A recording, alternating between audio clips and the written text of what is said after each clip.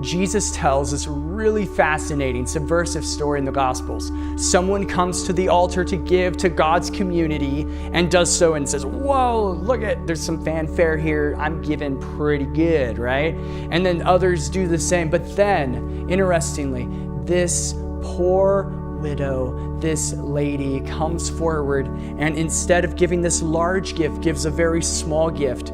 But Jesus talks about her in a profound way and essentially highlights the way in which she has actually given more because she gave out of her poverty. She gave a larger percentage of what she had to God's purposes.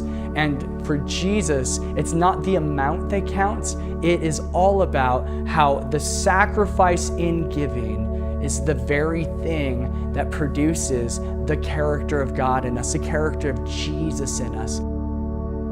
Generosity is so important to the New Testament that Paul says, look, don't give reluctantly or under compulsion, but decide in your heart what you want to give and give out of generosity. Give in love, give in sacrifice. And so the New Testament takes the 10% idea, never overturning it. In fact, it kind of moves into the New Testament of giving, but instead of it being 10% because we were told that this is the way to keep in line with the community standard, it's that idea has moved inward because the New Testament idea is that God wants to produce virtue. God wants to produce the character of Jesus in us. If you call Pangea your church home, if someone were to say to you, where do you go to church? And you say, I go to Pangea, that's my church family.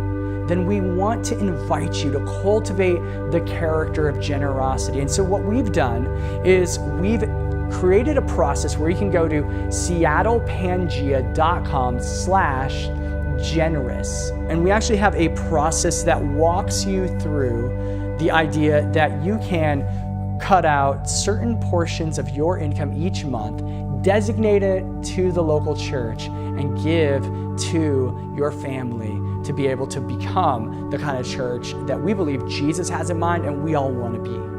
Here's what we're inviting you to consider. First, decide that giving to the church is a priority.